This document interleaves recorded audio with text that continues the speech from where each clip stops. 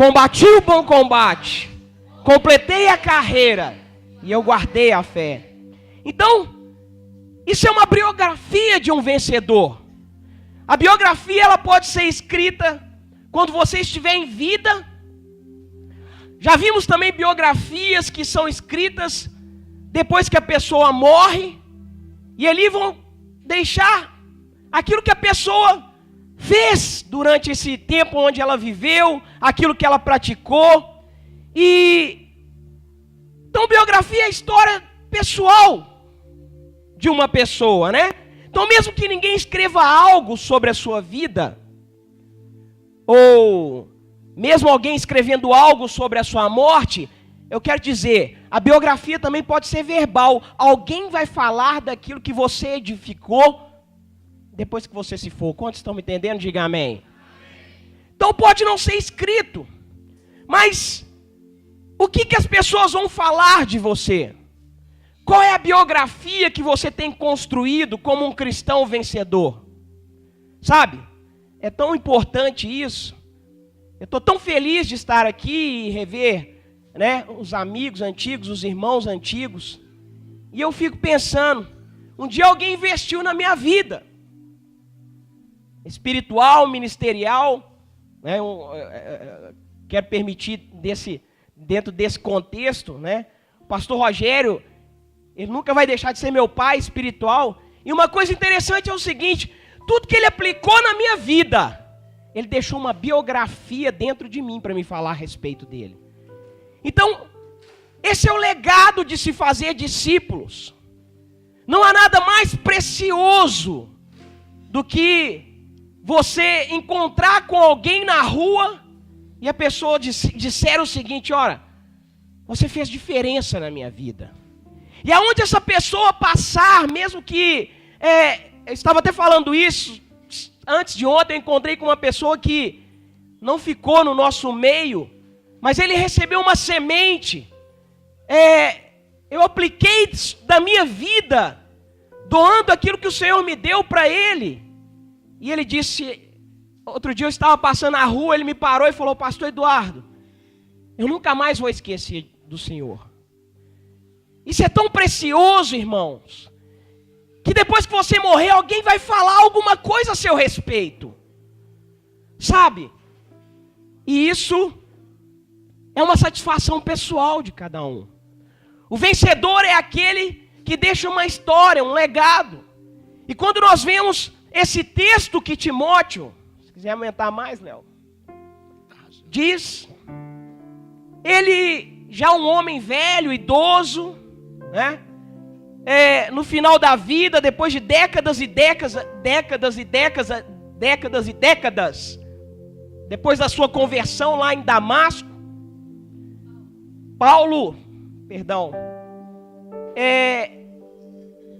ele estava ali na sua prisão em Roma, antes da imolação, e ele faz uma revelação, uma das mais bombásticas que nós podemos ver na vida desse homem que fez a história, né? Ele diz: eu combati o bom combate, eu completei a carreira, eu guardei a fé. Então, se fôssemos resumir ali a história de Paulo, a biografia de Paulo, eu creio que essa declaração aqui da vida resumiria bem a história desse homem de Deus. Então, essas palavras do apóstolo Paulo sinaliza para cada um de nós a vida de um vencedor, de alguém que cumpriu o propósito, de alguém que realmente respondeu aquilo que estava no centro da vontade de Deus. E Paulo é um modelo para nós ministerialmente. Então, baseado nesse texto, nós queremos compartilhar a respeito de como seria a biografia de um vencedor. Ora, você é um vencedor e você está escrevendo algo. Em primeiro lugar, nós precisamos entender que a biografia de um vencedor, esse vencedor é alguém que aceita desafios ministeriais. Os desafios ministeriais vão fazer você crescer, vão fazer você romper ministerialmente. E o apóstolo Paulo começa a sua declaração dizendo: eu lutei, eu combati, eu aceitei os desafios que foram colocados pelo Senhor para a minha vida espiritual. E quando nós vemos o relato da conversão de Paulo, nós vemos ali que no momento que ele ficou cego, nós conhecemos a história, no caminho de Damasco, seus olhos se abriram ali para o Senhor, e naquele mesmo momento, o Senhor lança um desafio para Paulo. E o Senhor diz assim lá em Atos, capítulo 9, versículo 1 ao versículo 16: Saulo, ainda respirando ameaças de morte contra os discípulos do Senhor, dirigiu-se ao sumo sacerdote e lhe pediu cartas para as sinagogas de Damasco, a fim de que, caso achasse alguns que eram do caminho, assim homens como mulheres, os levasse preso para Jerusalém. Seguindo ele estrada fora, ao aproximar-se de Damasco, e caindo por terra, ouviu uma voz que lhe dizia: Saulo, Saulo, por que tu me persegues? E ele perguntou: quem és tu, Senhor? E a resposta foi: eu sou Jesus, a quem tu persegues. No versículo 6 diz assim: mas levanta-te e entra na cidade, onde te dirão o que te convém fazer. Seus companheiros de viagem pararam emudecidos, ouvindo a voz, não vendo contudo ninguém. Então se levantou Saulo da terra e, abrindo os olhos, nada podia ver. E guiando-o pela mão, levaram-no para Damasco. Esteve 3 dias sem ver, durante os quais nada comeu e nem bebeu. Diga: Paulo não comeu e nem bebeu. Ora, havia em Damasco um discípulo chamado Ananias, que disse-lhe o Senhor numa visão: Ananias, ao que respondeu: eis-me aqui, Senhor. Então o Senhor lhe ordenou: dispõe-te, vai à rua que se chama Direita, e na casa de Judas procura por um Saulo, apelidado por Tarso, pois ele está orando. E viu entrar um homem chamado Ananias, e impondo-lhe as mãos para que recuperasse a vista. Ananias, porém, respondeu: Senhor, de muito tenho ouvido a respeito desse homem. Quantos males tem feito aos teus santos em Jerusalém? E para que trouxe autorização dos principais sacerdotes para prender a todos os que invocam o teu nome. Mas o Senhor lhe disse: vai, porque este é para mim um vaso escolhido, ou um instrumento escolhido, para levar o meu nome perante os gentios e reis, bem como perante os filhos de Israel, pois eu lhe mostrarei quanto lhe importa sofrer pelo meu nome.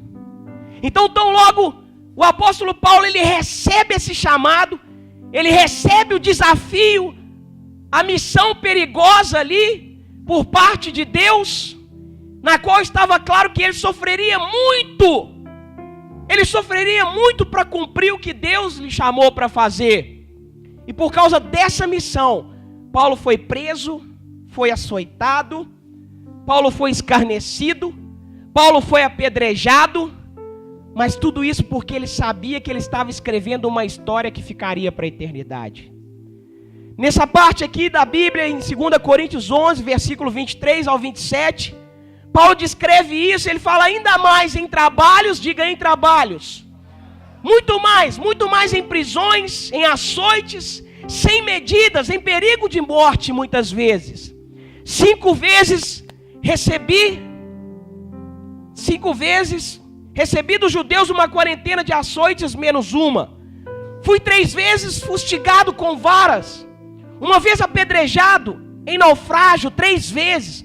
Uma noite e um dia passei na voragem do mar, em jornadas muitas vezes em perigo de rios, em perigo de salteadores, em perigos entre patrícios, em perigo entre gentios, em perigos da cidade, em perigos do deserto, em perigos do mar, em perigos entre falsos irmãos, em trabalhos e fadigas, em vigílias muitas vezes, em fome e sede, em jejum muitas vezes, em frio e nudez. Irmãos, essa era a vida de Paulo, a vida de um vencedor. E sabe como é que Paulo chama tudo isso que ele passou? Do bom combate da fé. Esse é o bom combate da fé. Ou seja, nós precisamos entender isso. É por isso que no resumo da sua biografia, ele diz: eu combati o bom combate. E entenda uma coisa, Paulo, ele não está lamentando da vida, ele não está dizendo: pastor, sabe, está muito difícil essa luta. Como tem sido difícil ser um líder de célula. Como tem sido difícil ser um discipulador. É muita prova que eu passo. Sabe? É muita tribulação que a gente vê no ministério, naquilo que a gente segue. Vocês não estão entendendo, vocês não sabem o que eu passei.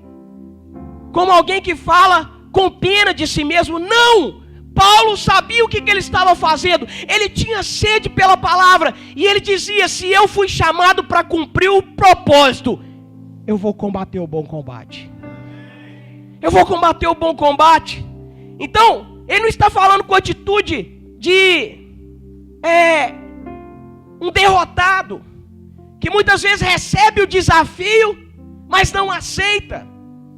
Então, Paulo está dizendo como um vencedor, eu não fugi de nada do que o Senhor me pediu. Eu estou chegando ao final da minha vida tranquilo, porque eu cumpri o meu propósito. Sabe, a vida é muito passageira. Nós não sabemos que dia que nós vamos dessa terra.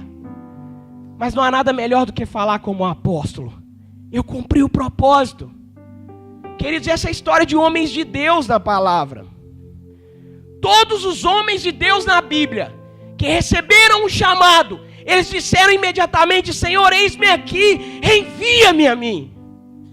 Sabe, Abraão foi chamado para ser pai de nações. Um outro exemplo é que Jacó foi chamado para ser Israel. José, da prisão, ele foi chamado para ser governador do Egito. Moisés para ser o libertador de um povo. Davi, o homem do centro do coração de Deus ali, foi um caçula da sua família e foi chamado para ser rei. Pedro foi chamado para ser pescador de alma. E Paulo foi chamado para padecer por causa do nome do Senhor. Eu quero dizer, você está sendo desafiado para quê nesses dias? Para que o Senhor tem te chamado? Por que você se encontra sentado aqui nesse lugar? Porque Cristo tem um propósito para que você possa cumprir e ser o vencedor, combater o bom combate e enxergar que há um galardão na presença de Deus.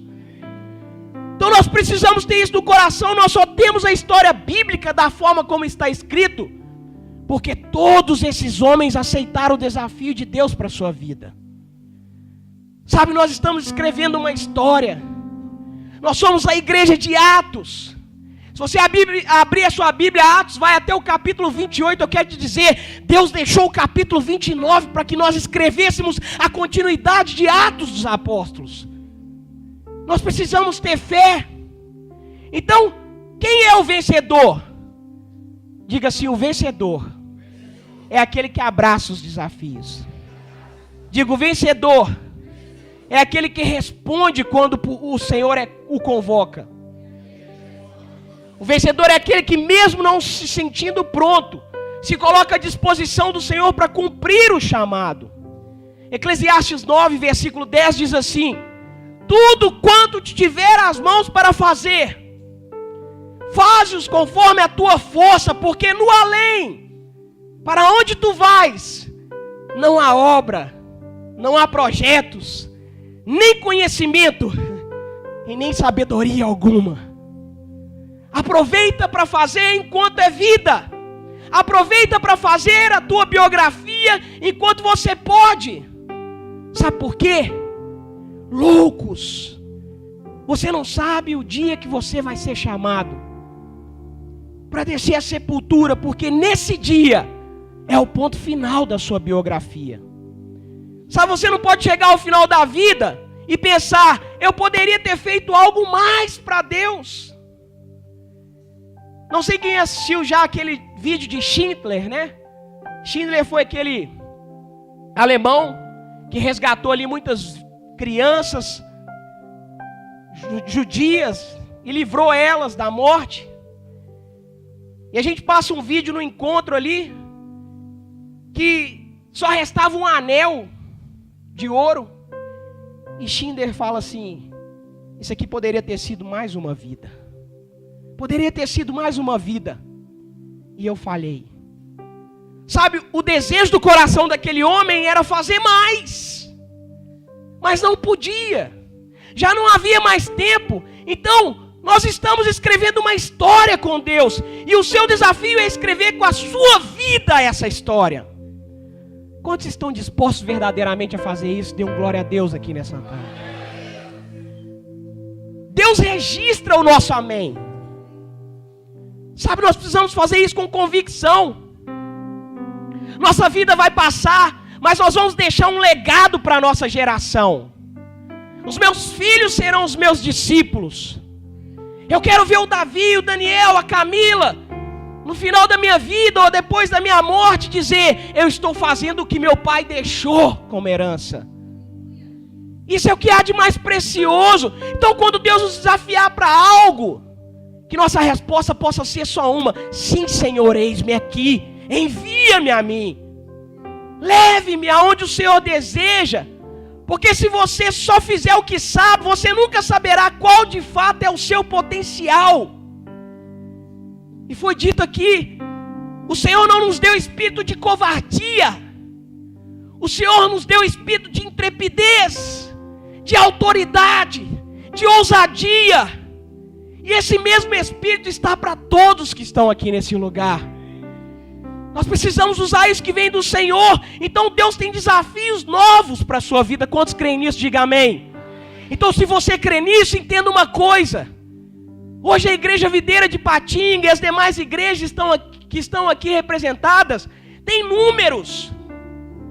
Mas nós só vamos avançar quando nós tivermos sonhadores que pensam como o apóstolo Paulo, de combater o bom combate, de guardar a fé e completar a carreira na presença de Deus. Nós seremos os mais inúteis se pararmos acomodados porque temos uma igreja de 600. Pois eu quero te dizer, em uma pregação de um indulto, um analfabeto como Pedro, 3.000 almas se renderam ao Senhor. E se foi com ele, será assim conosco também. O segundo ponto aqui que nós podemos compartilhar é que o vencedor é alguém que persevera até o final. Diga: o vencedor é alguém que persevera até o final. E eu queria que você repetisse comigo junto. Diga: combati o bom combate, completei a carreira e guardei a fé. Então, o segundo aspecto que nós podemos aprender aqui com Paulo é que ele diz: eu completei a carreira. O que significa completar a carreira? Isso fala de alguém que é constante, de alguém que não para no meio da caminhada. Então, quando olhamos para a vida desse homem, ele não planejou por uma semana, por um mês, por um ano. Ele diz: eu lutei a vida toda, desde o princípio do meu chamado, apesar de mim, apesar das dificuldades, apesar das quedas, apesar de muitas vezes ter esmurecido, mas eu continuei como um vencedor na presença de Deus. Eu quero te dizer uma coisa: seja fraco ou seja forte, nunca pare na caminhada com Deus, porque Deus é contigo. Sabe, nós achamos que o vencedor é aquele que não tem defeito, é aquele que aparenta ser o perfeitinho. Mas o vencedor é aquele que, apesar dos defeitos, que apesar da circunstância, que apesar das lutas, ele vai até o fim. Então, esse é o vencedor, e isso é algo maravilhoso. Eu quero chegar também no final da minha vida e poder dizer: eu completei a minha carreira, Senhor. Eu consegui completar a minha carreira pela tua graça. Então, nos dias da vida, eu não fiquei aí firme por alguns dias ou semanas. Eu não fui alguém que caminhei alguns anos e depois parei. Você precisa dizer: eu fui até o final. Eu fui até o final. Então, quando nós lemos a Bíblia aqui, nós vemos que o padrão de Paulo foi o mesmo padrão do nosso Senhor Jesus Cristo. E qual foi o padrão do Senhor Jesus Cristo, pastor? O Senhor falou muitas coisas enquanto estava em vida, enquanto estava para cumprir o ministério de ir para a cruz do Calvário. Mas uma das falas mais importantes de Jesus foi quando ele estava na cruz do Calvário e quando ele entregou o Espírito diante do Senhor. Antes disso ele disse: está consumado. Ou seja, eu completei a carreira, combati o bom combate, guardei a fé. O Senhor cumpriu o propósito pelo qual foi chamado. Ele estava dizendo: eu fiz tudo que o Pai me pediu. Eu fui até o fim. Deixa eu te falar um negócio. Jesus não morreu velho, sem cumprir o propósito, sem esperança. Mas Ele cumpriu o que o Pai pediu. Nós vemos homens na Bíblia como Matusalém, que com 969 anos, não há registro de nada que esse homem fez na Bíblia. Então eu quero te dizer, quanto tempo mais você precisa para fazer o que o Pai lhe pediu? A vida é muito passageira. Nós precisamos estar com o coração totalmente voltado para a obra de Deus. Outro dia eu estava conversando com um irmão, e ele falou: não, eu cumpro o propósito de Deus, eu até vou, mas antes disso eu preciso fazer lá o teste de Gideão. Vou colocar um tapete lá fora da minha casa e vou falar com Deus. Se o tapete estiver molhado pelo sereno e a parte de lá toda seca, eu começo a pensar aí. E aí eu vou fazer outra prova no outro dia. Se eu colocar o tapete, ele estiver seco e a outra parte molhada, aí sim eu respondo o chamado de Deus. Ora, irmãos, sabe, isso é muita criancice diante do Senhor. O Senhor te chamou para sair da sua parentela e ir. Quem fica por conta de prova são as pessoas do Antigo Testamento e Tomé. Sabe de uma coisa? Quando Abraão saiu da terra, saiu da parentela, o Senhor disse: sai da tua terra. Abraão deve ter dito: mas para onde? Sai da tua terra, larga a parentela e vai para a terra que eu te mostrarei. Sabe o que eu quero te dizer aqui? Que de vez em quando ele parava em certa terra e dizia: é essa. Deus falava: não anda mais. É essa, não anda mais. Não interessa, às vezes Deus não vai falar qual terra que você vai parar. Às vezes você vai caminhar ministerialmente o tempo todo da sua vida cristã, mas em todas as coisas você pode ter certeza que você está cumprindo o chamado de Deus. Isso significa que nós somos forasteiros dessa terra, peregrinos, que só estamos aqui para fazer a vontade de Deus. E na vida cristã, muitas vezes, nós encontramos irmãos que chegam com toda a força, com todo o gás, chegam cheios de energia, o primeiro amor ardendo no peito, e o tempo passa. Nós passamos pelo irmão e ele está sentado na beirada do meio do caminho. Ô irmão, corra a sua carreira, termina aquilo que você começou. Se cansar, vai caminhando, levanta, se esforça, porque se eu passar e te ver no chão, eu vou dizer: levanta daí, porque você é um vencedor na presença de Deus. Nós não podemos parar. Nós precisamos completar aquilo que começamos, porque o vencedor é aquele que prossegue quando está tudo esquisito, quando está tudo ruim. Ele não para, ele continua. Então ser vencedor é perseverar todos os dias. Diga: todos os dias. E o fogo arderá continuamente no altar e não se apagará, mas o sacerdote colocará lenha na fogueira toda manhã. Isso significa que tem dia que eu acordo desanimado, Gisele. Tem dia que não dá vontade de ser pastor. Só eu que sou assim, ou tem algum líder dessa forma? Mas quando eu olho o chamado e o amor que foi derramado sobre a minha vida, eu consigo dizer: vai valer a pena. Vai valer a pena. Vai valer a pena você escrever a sua biografia. Quando nós olhamos ali na parábola do semeador, Jesus relata que uma parte da semente caiu em terreno pedregoso. E ele diz que esses são aqueles que recebem a palavra com alegria. Quantos estão recebendo a palavra com alegria aqui? Diga amém. Uma capacitação como essa é para te ativar. Você está sendo alegre, você está se enchendo de alegria, está sendo alimentado pela palavra. Há um fluir de águas vivas no nosso meio. Mas a palavra diz que muitas vezes esses irmãos se alegram, mas quando a chapa esquenta, eles desanimam, desistem. Olha, irmãos, começar é muito importante, mas concluir o que se começa é muito mais importante. Sabe, melhor é o fim das coisas do que o início.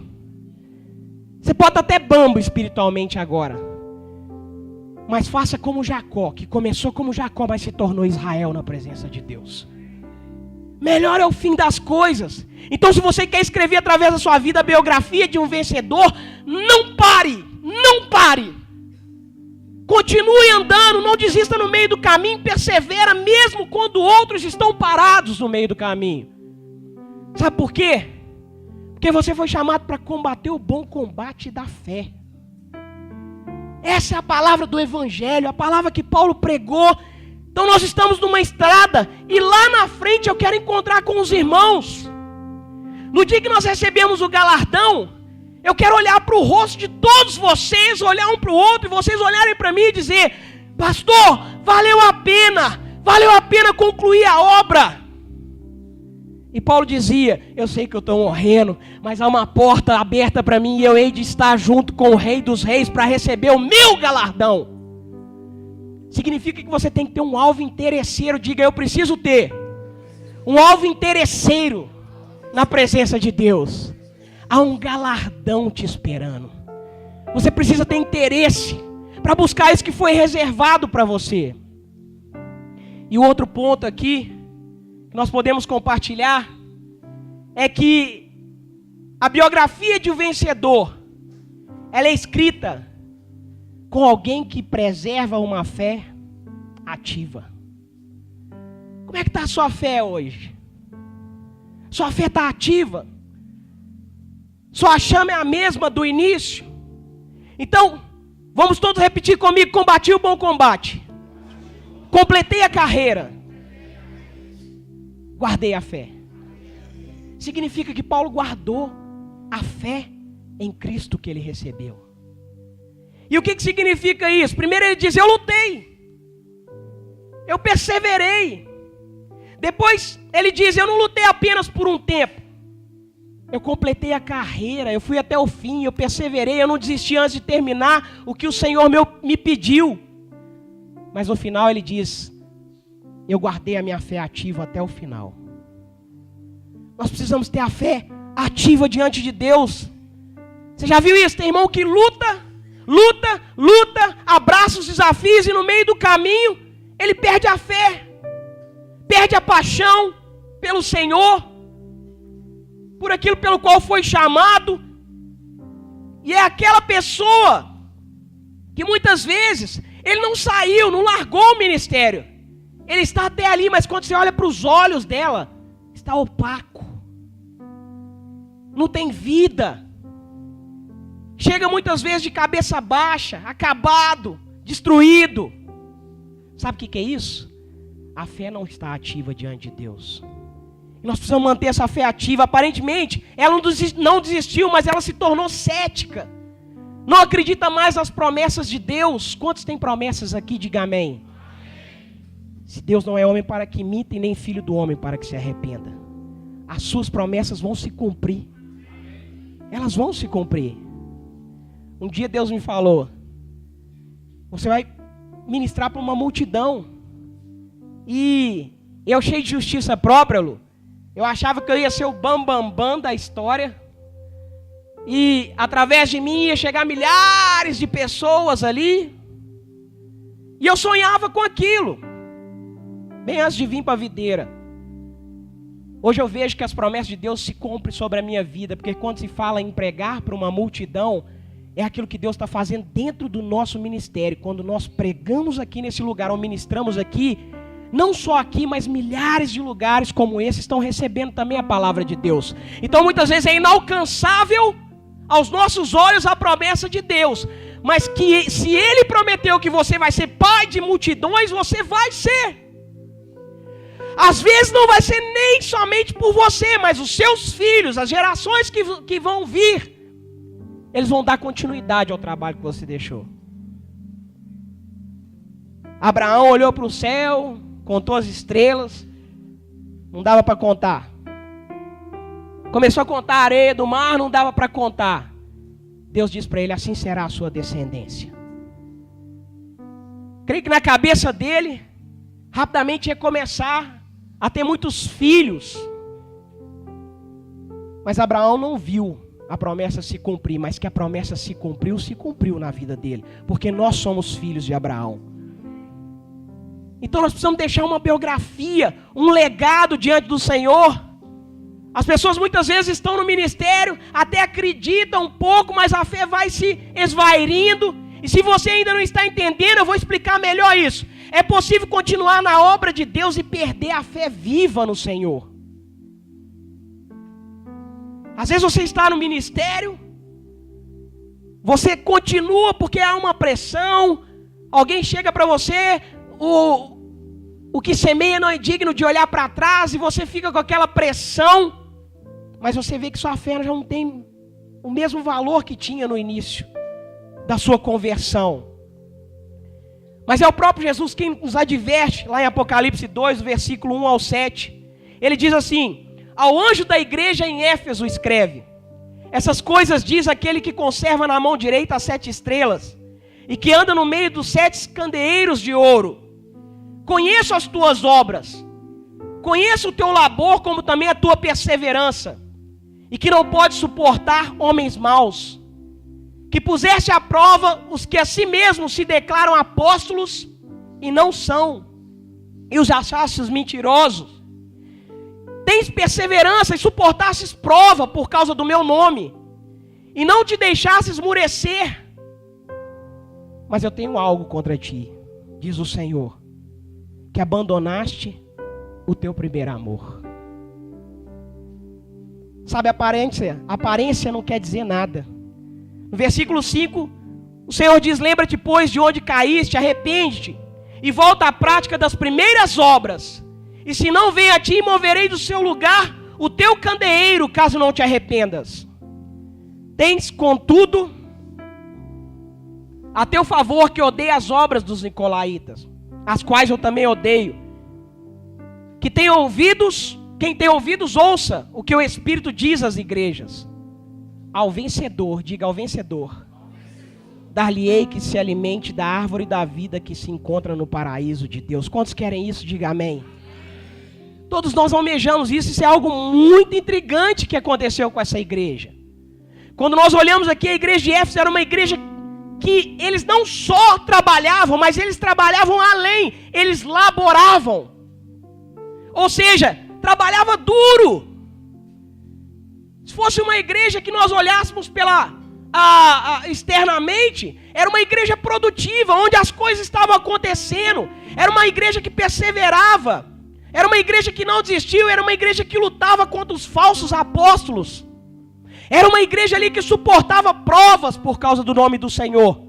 Mas houve um probleminha com essa igreja. O Senhor diz: essa é a única observação que eu tenho contra vós. Vocês estão perdendo o primeiro amor. Que nós possamos ter temor. E perder o primeiro amor significa não entender o amor de Deus por nós. Eu só consigo amar a Deus porque eu entendo que Ele primeiro me amou. Ele me amou primeiro.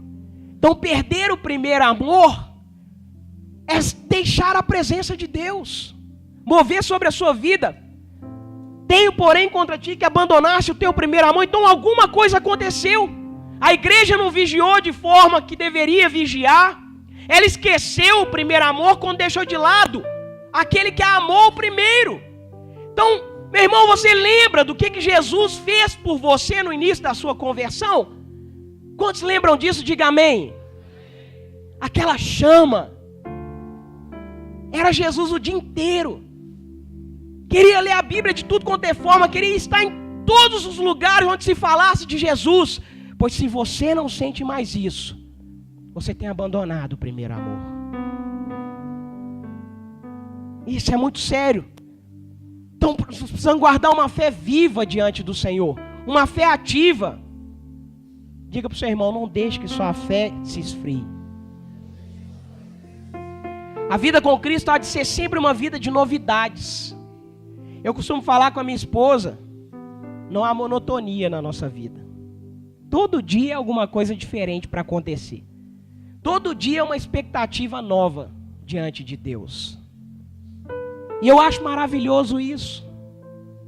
Porque no dia que você pensa que vai ser tudo igual ao dia de ontem, sempre acontece alguma coisa diferente. mas em todas nós podemos sentir o amor e a presença de Deus nos abraçando. É fantástico essa vida. Então mantenha sempre o seu coração aí, a expectativa daquilo que Deus fará. Sempre pense, Deus fará na minha vida. Nosso tempo aqui, nessa vida que está chegando ao final, precisa valer a pena. No final nós estaremos todos juntos dizendo, valeu a pena lutar. Valeu a pena perseverar. Valeu a pena passar tudo aquilo que lutamos, tudo aquilo que conquistamos. Eu fico pensando, nós plantamos lá a igreja em Ipanema, onde tudo começou. Depois fomos com o pastor Rogério para Vitória, passamos por Vila Velha. Aí voltamos aqui para Ipatinga. Deus já está traçando um novo contexto para a gente em Itabira. E eu quero no final das contas pegar meu filho, pôr num ônibus e falar assim, papai plantou igreja aqui em Ipanema. Chegar em Vila Velha e falar, papai também plantou igreja aqui, ajudou a igreja. Depois chegar em Itabira e falar, olha, mais um ponto onde o Senhor colocou a nossa vida para fazer parte daquilo que estava no centro da vontade dEle. Ou seja, não há nada melhor do que seguir aquilo que está no centro da vontade de Deus. Eu estou escrevendo a minha biografia. Você precisa escrever a sua biografia também. Se Jesus voltar nos nossos dias, nós deixaremos um legado para a nossa geração. Os nossos filhos. Eles serão aqueles que vão perpetuar o Evangelho. Há muitas pessoas que fazem a obra de Deus, mas chegam no final da vida desgastada, decepcionada, acabada emocionalmente, destruídas espiritualmente. Essa pessoa lutou, perseverou, mas ela não guardou a fé.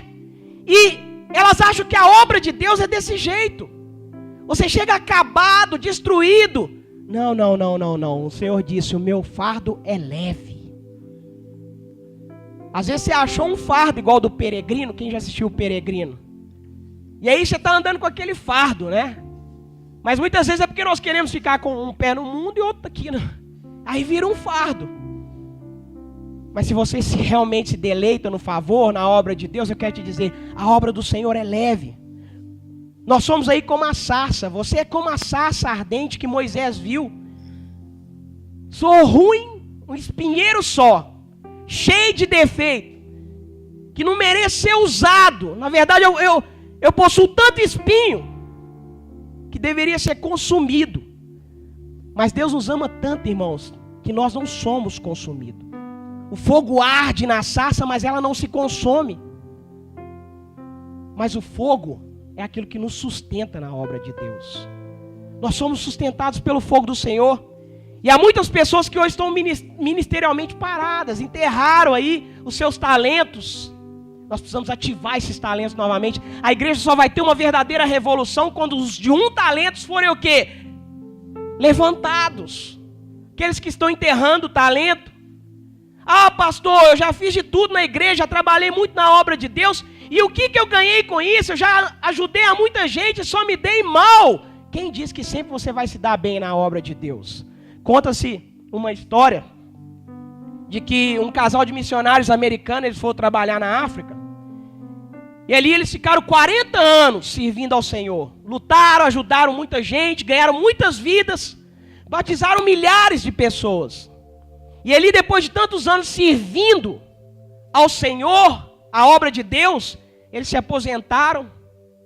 Chegou um dia de voltar para os Estados Unidos, eles vieram no navio, e durante a viagem ali, a esposa disse ao marido, o que será que irá acontecer conosco quando nós desembarcarmos lá nos Estados Unidos? Quando o navio chegar no porto, qual será a recepção que nós teremos?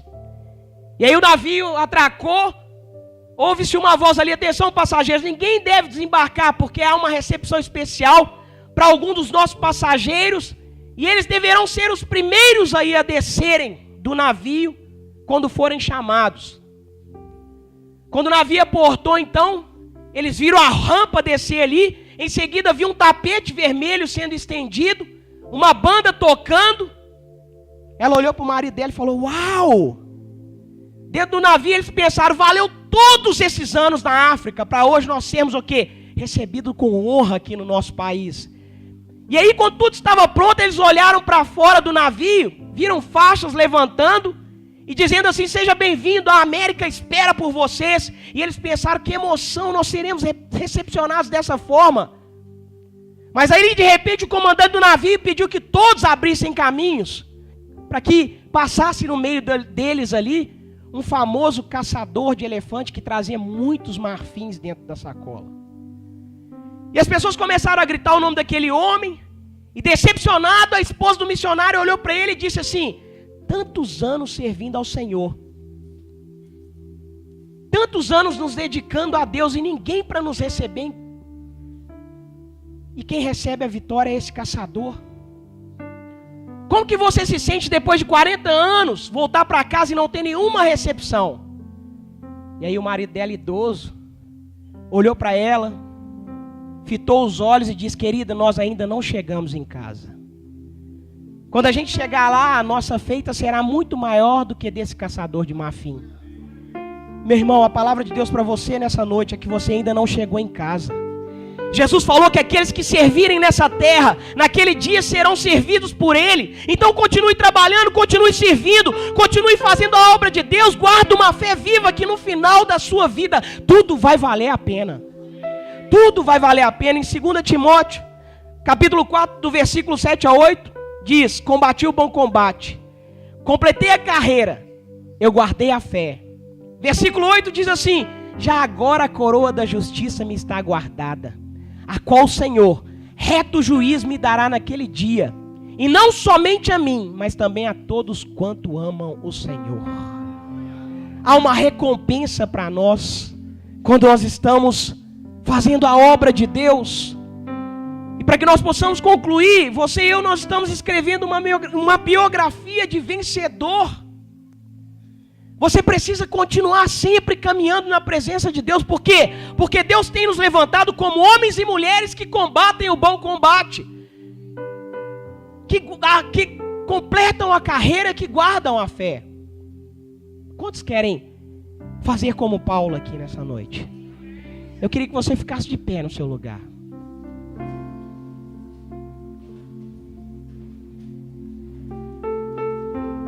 Oh, Espírito de Deus. Nós temos vivido tempos difíceis. Nós somos a geração do arrebatamento. Nós somos aqueles que vamos preceder a vinda de Cristo. E nós precisamos cumprir o propósito de Deus. Sabe por que você está sendo capacitado aqui nesses dias? Para que você decida no seu coração multiplicar a obra de Deus, expandir o evangelho de Cristo. Sabe, não é tempo mais de brincadeira. Às vezes a gente olha para as pessoas, as coisas estão feitas, sabe, parece que é um parque de diversão. Mas Deus te chamou para algo sério. Sonha com o seu pastor. Nós seremos uma igreja de multidão em Patinga. O Senhor vai dizimar aquela cidade para nós. Sabe, o planeta está sendo incendiado pela obra do Senhor. Nós não podemos sair daqui como sendo mais uma capacitação que nós vamos participar. Sabe por quê? Porque senão a obra, ela fica vã. É como a semente que cai em terra ruim. Mas você precisa sair daqui querendo incendiar a sua célula, incendiar a sua rede. Sabe, nós precisamos enxergar que há um poder dentro de nós. Para quê? Para falar de Cristo, as pessoas olharem para nós e sentirem desejo de prosseguir a caminhada com Deus. Esse é o poder que Deus deu para cada um de nós. E eu queria que você orasse nessa noite. Sabe, dissesse para o Senhor: olha, eu quero completar a minha carreira, eu quero acabar aquilo pelo qual fui chamado. É você e Deus nessa hora. Começa a colocar-se diante do Senhor com sinceridade. Muitos aqui serão chamados para seguir o evangelho em outras cidades. Não seja covarde diante daquilo que Cristo ministrar em você nessa noite.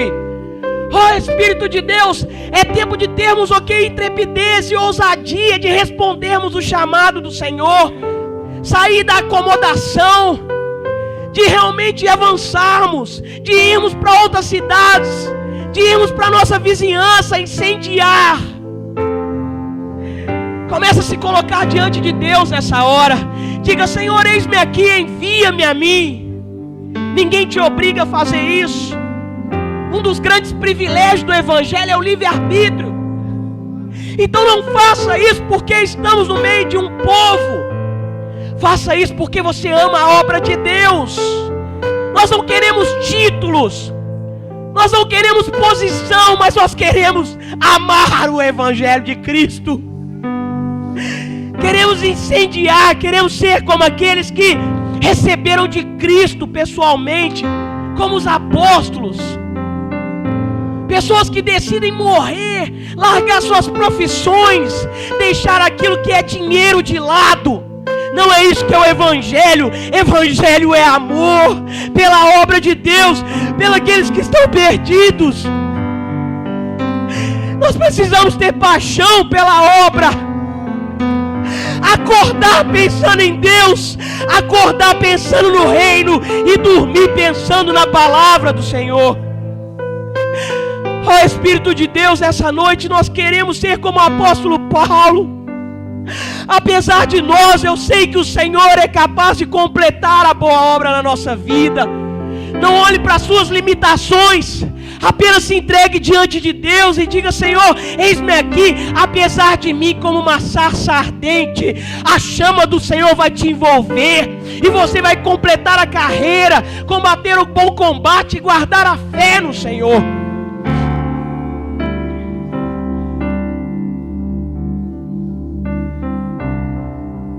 O Senhor age no silêncio também. O Senhor vai começar a mover em corações de pessoas aqui nessa noite. Se você recebeu o toque do Espírito Santo, saia do seu lugar, se renda ao Senhor. Seja livre nessa noite. O Espírito me diz que Ele tem chamado alguns para ministérios onde vão sair da sua cidade, sair da sua casa. Não tenha medo, porque o Senhor é contigo. Não te espantes, porque eu sou o teu Deus.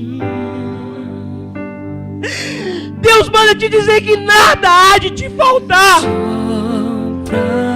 Não tenha medo. Oh Espírito de Deus, levanta um povo sedento, um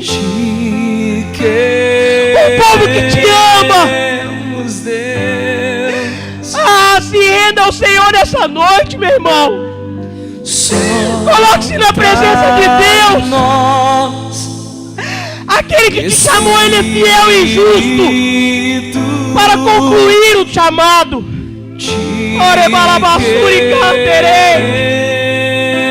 Eu quero fazer parte de um grande mover. Essa é a nossa paixão. Ah, Deus. Ah, Deus. Ah, o Senhor tem levantado homens e mulheres que vão incendiar esse planeta.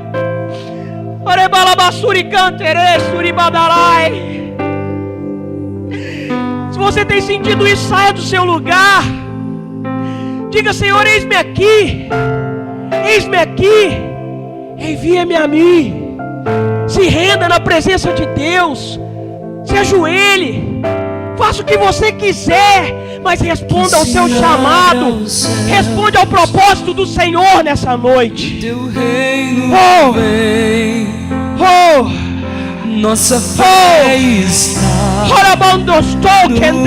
nosso Deus. Que se abra o céu e o teu reino vem.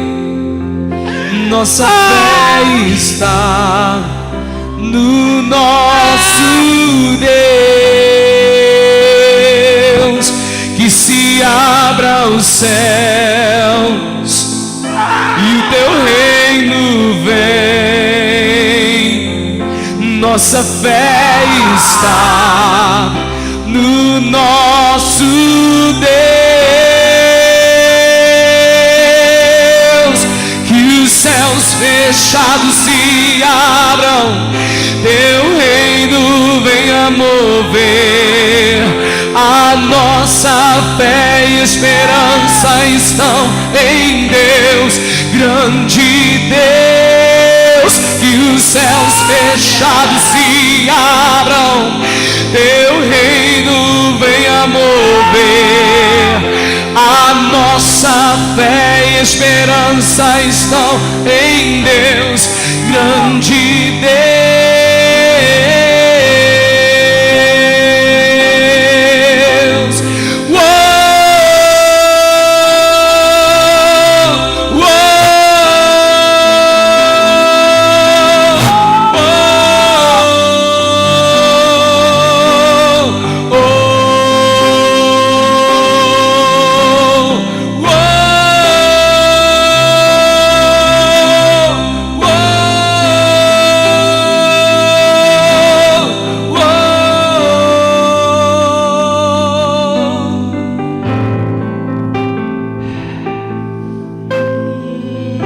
Saia do seu lugar, eu quero ministrar sobre a sua vida nessa noite.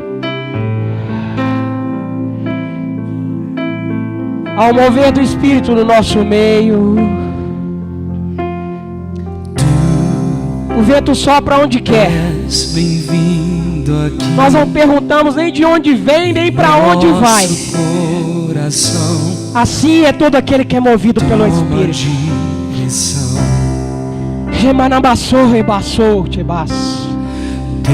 Oh Espírito de Deus, fogo consumidor, oh Espírito de Deus, o Espírito vai começar a chamar alguns aqui nessa noite.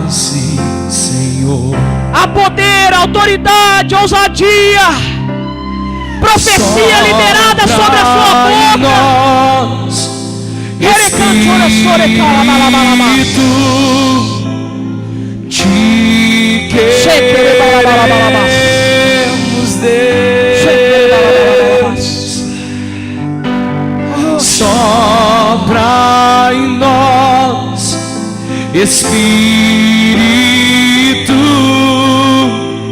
te queremos, Deus.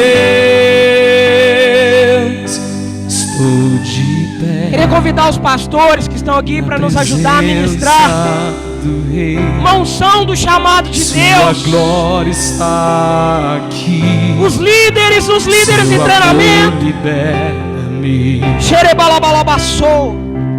Estás aqui no trono de louvor. Sua presença me curou. Fascinado estou. Sopra em nós, Espírito, te queremos, Deus.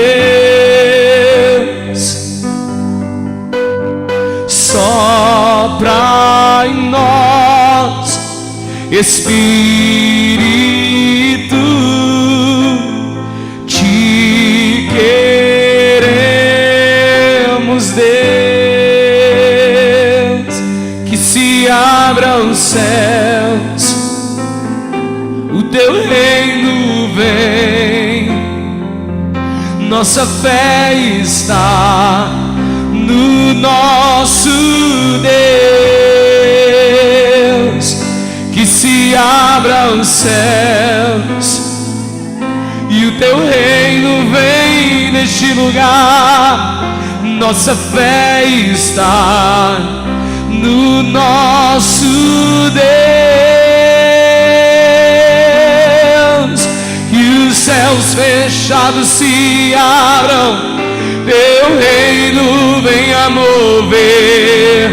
A nossa fé e esperança estão em Deus, grande Deus. Que os céus fechados se abram, teu reino venha mover.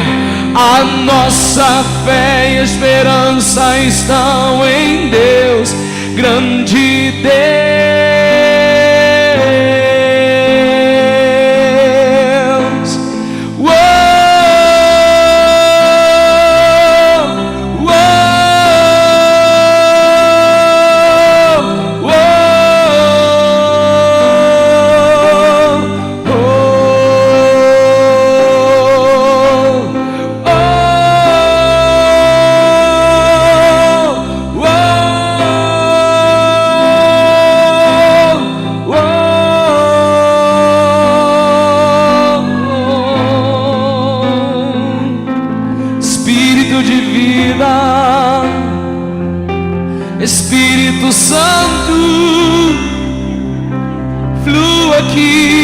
neste lugar.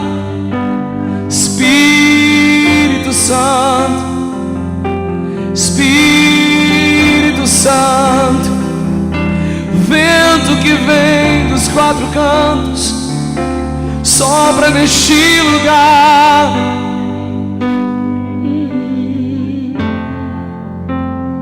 Sua vida nunca mais vai ser a mesma. Prepare-se para um novo tempo. Um novo tempo de transformação, de enchimento do Espírito, autoridade, intrepidez, ousadia. Curas vão ser realizadas pelas tuas mãos. Um ministério frutífero. Ah!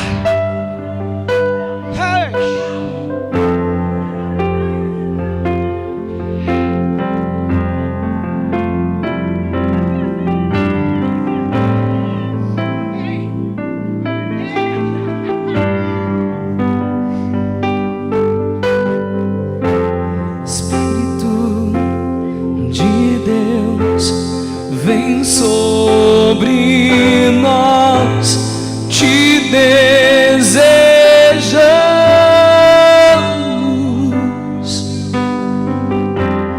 Teu reino vem, faz teu querer, inunda a terra.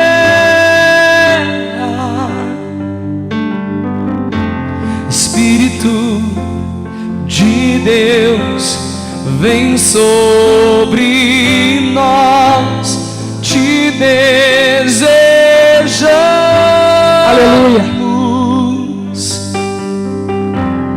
Teu reino vem, faz teu querer, inunda a terra.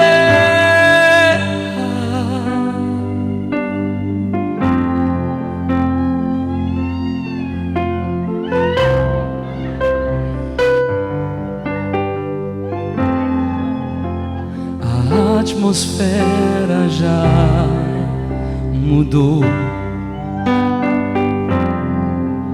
Teu Espírito está aqui. As evidências surgirão. Teu Espírito está aqui. Você que recebeu um toque do Senhor nessa noite, não resiste a isso que Ele faz em você, não. Responde o chamado. Você pode voltar para o seu lugar.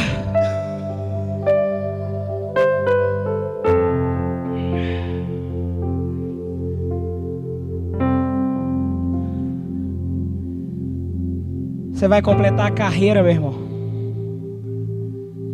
Vai guardar essa fé, em nome de Jesus.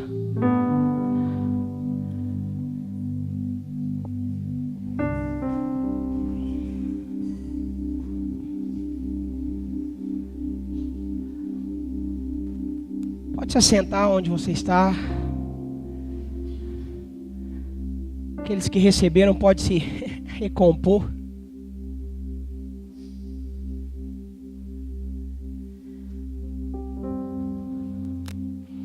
Nós vamos passar a palavra para o pastor Rogério, para que nós possamos ser alimentados. Amém?